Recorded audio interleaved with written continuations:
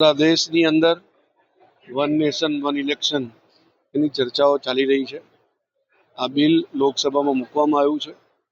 જેપીસીની અંદર પણ ચર્ચા એની થઈ રહી છે.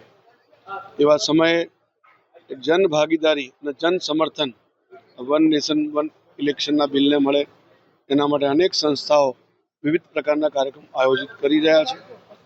એ જ ઉપક્રમમાં આજે મૈત્રી ફાઉન્ડેશન દ્વારા વિદ્યાર્થીઓની અંદર વન નેશન વન ઇલેક્શન વિશેની જાગૃતિ આવે એના માટે આજે સીસી મહેતા ઓડિટોરિયમમાં MS યુનિવર્સિટીના વિવિધ 13 ફેકલ્ટીઓના વિદ્યાર્થીઓના પ્રતિનિધિ દ્વારા ઇલોક્યુશન કોમ્પિટિશન આયોજિત કરવામાં આવી હતી, જેમાં મોટી સંખ્યામાં વિદ્યાર્થીઓ ભાગ લીધો.